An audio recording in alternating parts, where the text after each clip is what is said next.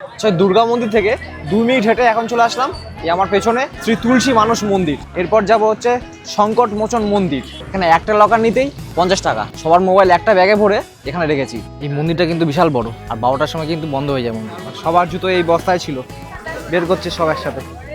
আর এটা হচ্ছে নিউ কাশী বিশ্বনাথ মন্দির। এই বাইরে বেরিয়ে এখানে একটা খাওয়ার দোকানও আছে। এখানে এই কোল্ড কফি খুব ভালো খেতে। কোল্ড কফি তো আইসক্রিম 40 টাকা মাত্র, দারুণ খেতে। বারাণসী ঘুরতে আসলে কি কি দেখবেন এখানে সেটা জানতে হলে ভিডিওটা শেষ অবধি দেখতে হবে। দুর্গা মন্দির, হনুমান মন্দির আর বেনারস হিন্দু ইউনিভার্সিটির ক্যাম্পাসের ভিতরে তৈরি নতুন কাশী বিশ্বনাথ মন্দিরের মতো অসম্ভব সুন্দর এবং শান্ত একটা জায়গা, যেখানে শিক্ষা আর ঐতিহ্য একসাথে মিশে আছে। সব কিছুতেই ছিল নতুন চমক, সেগুলো না দেখলে অনেক কিছু মিস করে যাবেন। ওয়েলকাম টু ভারত দর্শন ট্রাভেল। আমি গৌরব। কালকে এসেছি বারাণসীতে। কোন ট্রেনে এসেছি, কীভাবে এসেছি সেই ভিডিওটা আছে অলরেডি চ্যানেলে, গিয়ে দেখে নিতে পারো। আবার সেই ভিডিওতে এই বারাণসীর গঙ্গা আরতিও দেখিয়েছি, ডিসক্রিপশানে লিঙ্ক দিয়ে দিলাম। আজকে এখানকার বিখ্যাত কিছু জায়গা ঘুরে দেখবো। ভিডিওটা ভালো লাগলে লাইক করতে ভুলো না। এখন সকাল 8টা বাজে, আগে ব্রেকফাস্ট করে নেবো, চলো।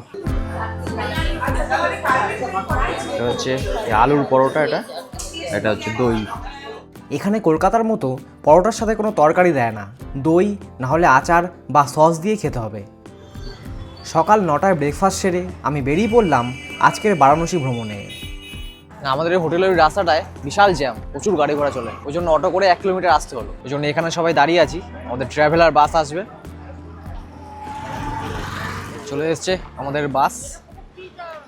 সে এখানে এসে এই বাসে করে যদি ঘুরতে চাও এরকম, তাহলে বুকিং করার জন্য ফোন নম্বর ডিসক্রিপশনে দেওয়া আছে। 4 সিটার 7 সিটারও পেয়ে যাবে।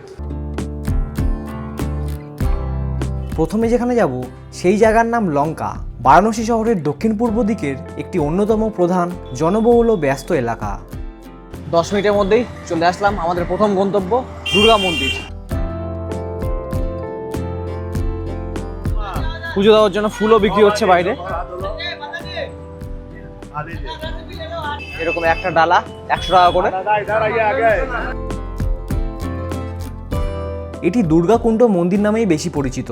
শহরের অন্যতম প্রাচীন ও জনপ্রিয় শক্তিপীঠ হিসাবে মানা হয় এই মন্দিরকে। 1800 শতকে এক বাঙালি মহারানী এখানে এই মন্দিরটি নির্মাণ করেন। লোকমুখে শোনা যায় এখানে প্রতিষ্ঠিত মা দুর্গার মূর্তিটি মানুষের তৈরি নয়, সেটি নিজে থেকেই এখানে প্রকাশিত হয়েছে। মন্দিরটির সবচেয়ে চোখে পড়ার মতো বিষয় হলো এর গাঢ় লাল রং। এই রং শক্তি ও সাহসের প্রতীক, যা মা দুর্গার শক্তিরই প্রতিফলন। মন্দিরের পাশেই রয়েছে একটি বড় পুকুর বা কুণ্ড, যার থেকে এই জায়গাটার নাম হয়েছে দুর্গাকুণ্ড। এই কুণ্ডের জল খুবই পবিত্র বলে মনে করা হয়। মন্দিরের ভেতরে প্রবেশ করলেই প্রথমে চোখে পড়ে মা দুর্গার সুন্দর ও শক্তিশালী রূপ। দুর্গাপুজোর সময় এই মন্দিরে অসংখ্য ভক্তর ভিড় হয়, তখন পুরো এলাকা উৎসবের রঙে রঙিন হয়ে ওঠে। এখানে ভেতরে কিছু দেখাতে পারলো না, মানে মেন মন্দিরটা যেখানে, সেখানটা কিছু দেখাতে পারলো না, কারণ মোবাইল বাইরে রেখে ঢুকতে হয়েছিল। আর মোবাইলের সঙ্গে যদি বড় কোনো ব্যাগ থাকে সেটাও রেখে ঢুকতে হবে। দুর্গা মন্দির দর্শনের পর এবার চলো দেখি নেক্সট কোথায় যাওয়া যায়। আচ্ছা, দুর্গা মন্দির থেকে 2 মিনিট হেঁটে এখন চলে আসলাম এই আমার পেছনে শ্রী তুলসী মানস মন্দির। যে এখানে জুতো খুলে রেখে ঢুকতে হবে মন্দিরে।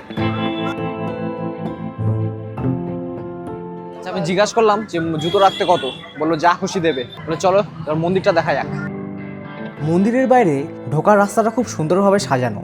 লাল হলুদ কাপড়ের সাজসজ্জা ও পরিষ্কার বাগান পুরো পরিবেশটাকে উৎসব মুখর এবং আকর্ষণীয় করে তুলছে, যা দূর থেকেই দৃষ্টিনন্দন লাগে। এই মন্দিরের পুরো নাম শ্রী সত্যনারায়ণ তুলসী মানস মন্দির। সাদা মার্বেলের তৈরি এক চমৎকার স্থাপত্য। বিশ্বাস করা হয় যে গোস্বামী তুলসীদাস এখানে বসেই রামচরিতমানস রচনা করেছিলেন।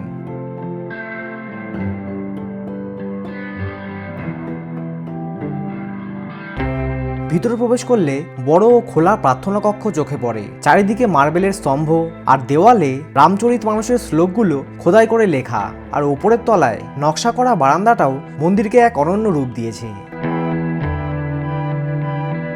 এখানে রাম দরবারের সুন্দর সাজানো মূর্তি, সীতা, রাম, লক্ষ্মণ ও হনুমানজির বিগ্রহ ফুল ও আলোকসজ্জায় সজ্জিত রয়েছে, যা ভক্তদের মনে ভক্তি ও শান্তির অনুভূতি জাগায়। প্রতিদিন বহু মানুষ এখানে প্রার্থনা করতে, রামায়ণের ইতিহাস জানতে এবং কিছু সময় শান্তভাবে কাটাতে আসেন। বিশেষ করে রামনবমী ও অন্যান্য উৎসবে এখানে বহু ভিড় দেখা যায়। পরিষ্কার পরিচ্ছন্ন পরিবেশ, মার্বেলের স্থাপত্য, ধর্মীয় ইতিহাস এবং আধ্যাত্মিক আবহ সব মিলিয়ে এই তুলসী মানস মন্দির বারাণসীর একটি গুরুত্বপূর্ণ দর্শনীয় স্থান। সেই দুটো মন্দির দেখে আবার বাসে উঠবো। এরপর যাব হচ্ছে সংকট মোচন মন্দির। ভক্তদের দৃঢ় বিশ্বাস এই মন্দিরে প্রার্থনা করলে সেটা বৃথা যায় না। সংকট মোচন মানে বিপদ নাশক। জীবনের নানা সমস্যা, রোগ, দুশ্চিন্তা, আর্থিক কষ্ট, মানসিক অশান্তি এসব থেকে মুক্তির আশায় মানুষ এখানে প্রার্থনা করতে আসে। শতাব্দীর পর শতাব্দী ধরে মানুষ এখানে এসে শান্তি ও শক্তি খুঁজে পায়। বারাণসীর অন্যতম প্রসিদ্ধ ও প্রাচীন মন্দির হল এই সংকটমোচন হনুমান মন্দির। এই মন্দিরটি 1600 শতকে মহান কবি ও সাধক গোস্বামী তুলসীদাস প্রতিষ্ঠা করেছিলেন। বলা হয় তুলসীদাসজি এখানে কঠোর ভক্তি ও সাধনা করতেন। একদিন এখানে স্বপ্নে বা ধ্যানের সময় তিনি হনুমানজির দর্শন পান। তারপরেই এখানে তৈরি হয় এই মন্দির। বর্তমান মন্দিরটি পরে সংস্কার করা হয়েছে, তবে এর ঐতিহ্য ও গুরুত্ব আজও অটুট। ভিতরে একটি দক্ষিণমুখী হনুমানজির মূর্তি আছে। মঙ্গলবার ও শনিবার এখানে বিশেষ পুজো হয়। ওই 2 দিন এখানে প্রচুর ভক্তদের ভিড় দেখা যায়।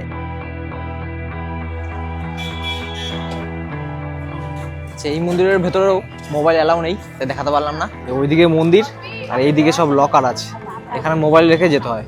এখানে একটা লকার নিতেই 50 টাকা। সবার মোবাইল একটা ব্যাগে ভরে এখানে রেখেছি।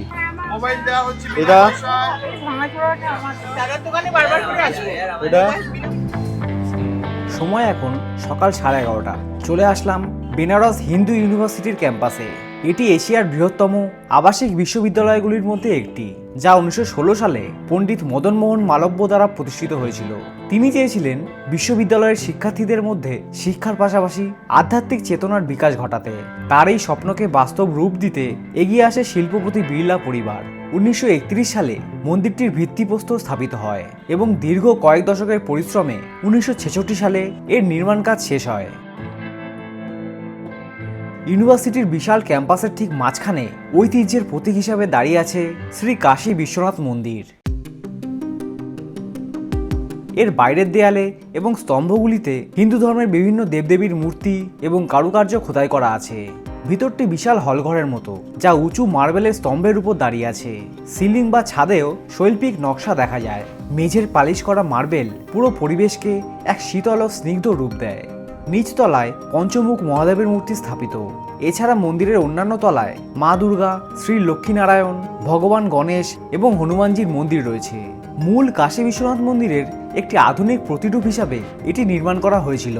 এই মন্দিরের প্রধান শিখরটি বিশ্বের অন্যতম উঁচু মন্দির শিখর, যার উচ্চতা প্রায় 250 ফুট। মন্দিরের সামনের চত্বরটি অত্যন্ত পরিষ্কার এবং গাছপালা দিয়ে সুসজ্জিত, যা দর্শনার্থীদের এক শান্ত পরিবেশ উপহার দেয়।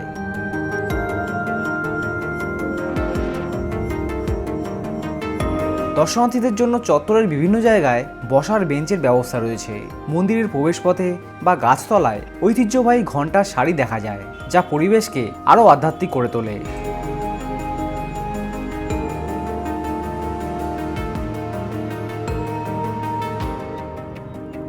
এই মন্দিরটা কিন্তু বিশাল বড়, আর 12টার সময় কিন্তু বন্ধ হয়ে যায় মন্দির, মানে 12টার মধ্যেই দেখে বেরিয়ে যেতে হবে। ওইদিকে এন্ট্রি গেট ছিল, ওখান দিয়ে ঢুকে মন্দির দেখে এখান দিয়ে বেরোনোর gate.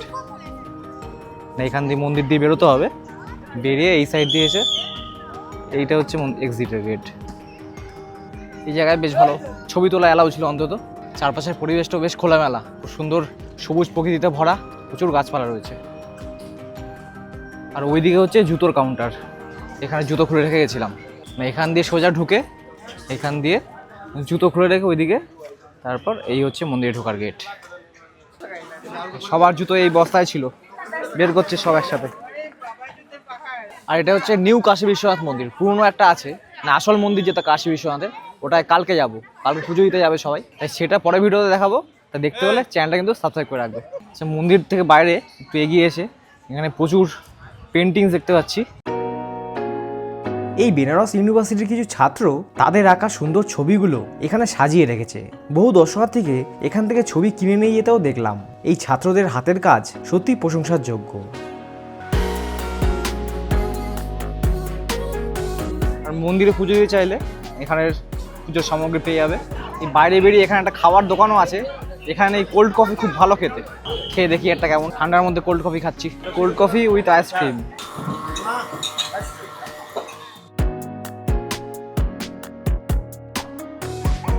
Cold coffee with ice cream 40 টাকা মাত্র, দারুণ খেতে।